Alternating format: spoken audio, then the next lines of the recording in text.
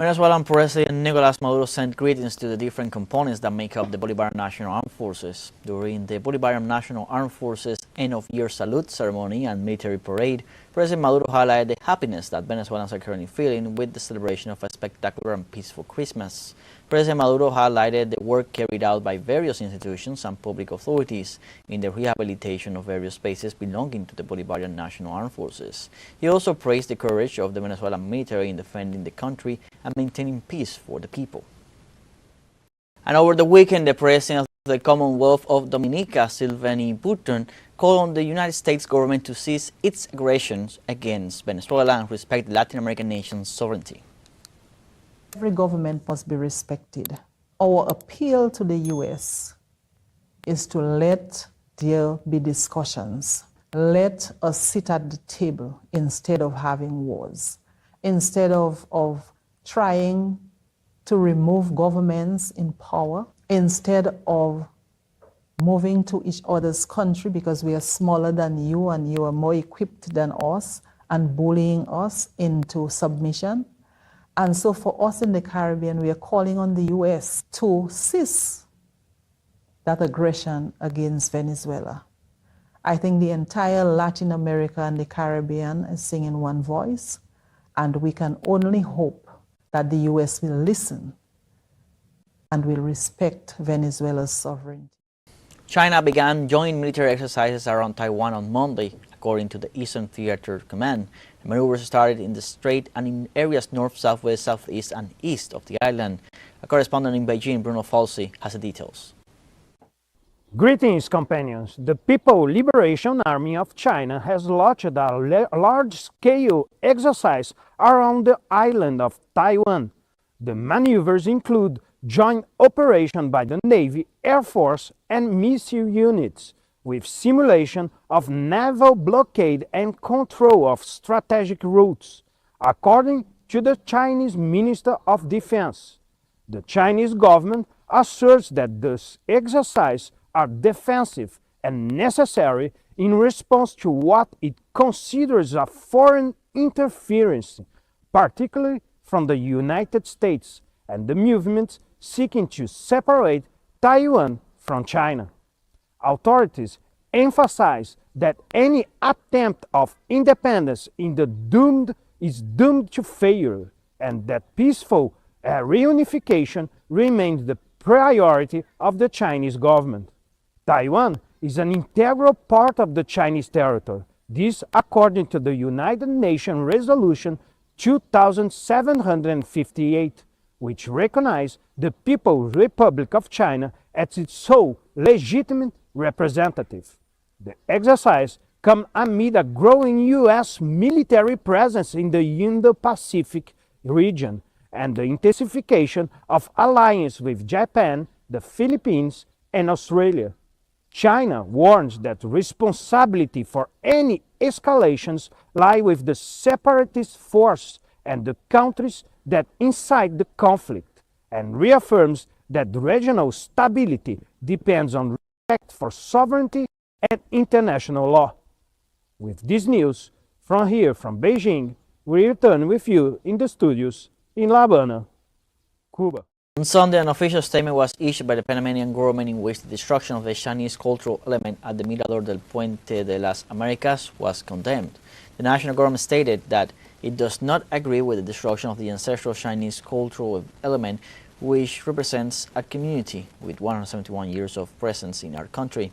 They also added that it does not agree with the procedure used at night without dialogue, without notice, and without communication with the sectors involved. In the statement also they said, consequently, the immediate restoration of the monument in its original location is ordered, coordinating actions with the Chinese community of Panama and the Ministry of Culture. In Mexico, 13 people died and 109 were injured this Sunday after the derailment of the Transistmo train, which forms part of the interoceanic corridor of the Isthmus of Tehuantepec in the Oaxaca state. southern Mexico. The incident occurred in the community of Nisanda when the main locomotive of the train, which was carrying 241 passengers and 9 crew members, derailed. Of the 109 people injured, 44 remain hospitalized. Emergency services transferred the injured to local hospitals and launched investigations into the cause of the accident on the Interoceanic Corridor project. In this scenario, rescue operations continued. The Navy Secretariat offered its condolences to the families of the deceased while reaffirming that it will cooperate to clarify the facts. In this regard, Mexican President Claudia Sheinbaum took to her social media to address the accident, assuring that the injured are being treated at the IMSS hospitals in Matias Romero and Salina Cruz, as well as at IMSS Bienestar hospitals in Juchitán and Ixtepec. Moreover, Sheinbaum unveiled she had given instructions for the Secretary of the Navy and the Undersecretary for Human Rights of the Ministry of the Interior to travel to the location and assist the families personally, also delegates of IMSS and IMSS Bienestar. In this context, Cuban President Miguel Díaz-Canel expressed his solidarity with the people of Mexico after the accident. Through his social media accounts, he expressed the following: "We have learned of the unfortunate derailment of an interoceanic train in southern Mexico, which has resulted in numerous deaths and injuries. We send our heartfelt condolences to the Mexican people and government, all our solidarity." The Venezuelan government also expressed its solidarity with Mexico after the tragedy. Through his social media, Caracas top diplomat stated, "On behalf of President Nicolás Maduro Moros and the people of Venezuela, we express our full solidarity with the people and government of the United Mexican States in the wake of today's tragic accident involving a train on the Interoceanic Corridor." In this scenario, the Venezuelan foreign minister extended the nation's deepest condolences to the families of the victims and offered our prayers for the speedy recovery of those injured. And the intense torrential rains that hit Spain have left 1 dead and 2 missing people. Heavy storms in southeast Spain have caused hundreds of incidents and left dozens of families with their homes completely flooded. The flooding of several rivers, especially in the Guadalhorce Valley, has forced many residents to abandon their homes in the middle of the night to save their lives. Our correspondent Sergio Rodrigo has a story. At Auxie's house, the water washed everything away. After 9:30 p.m., the water forced this family with 2 small children to take refuge on the upper floor of the house in the face of this imminent risk of being trapped. Water was coming in from everywhere. They lost their mattresses, the living room, the children's bed, the crib, everything. The washing machine, the refrigerator, the kitchen is completely unusable. The water reached the 3rd drawer in the kitchen.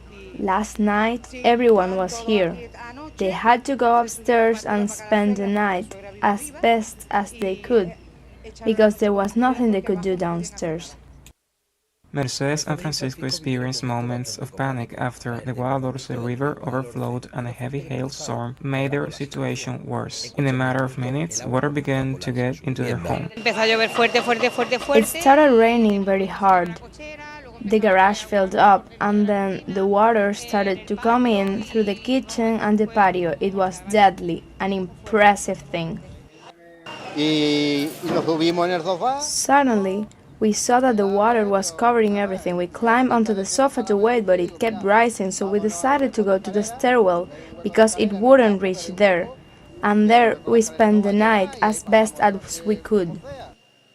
The Guadalhorce Valley has been one of the most affected areas by the red alert, a phenomenon that is not new and recurs with every episode of extreme rainfall. Unfortunately, not even a year and 2 months ago, something very similar happened. The same streets, the same park, the same school, and the same consequences. This is repetitive. We have been asking the Andalusian government for a solution for some time. There is a canal that was built about 25 years ago and needs work. Even so, we must be grateful for the cleanup of the Guadalhorce River, because thanks to that, today we can be a little more at ease.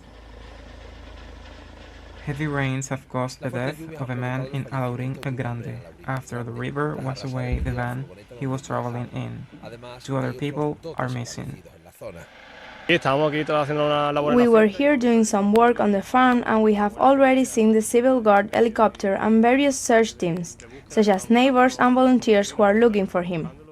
Flooding of several rivers in Spain affects hundreds of municipalities in the Valencian community, the region of Murcia and Andalusia, as well as dozens of flights cancelled and hundreds of emergency service interventions in torrential rains that continue in the south of the Iberian Peninsula. Sergio Rodrigo y Francis González, Telesur, Andalucía, España.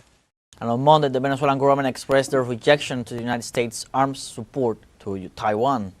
Through an official statement, Caracas denounced this unilateral action constitutes serious interference in the internal affairs of the People's Republic of China and a flagrant violation of Washington's international commitments.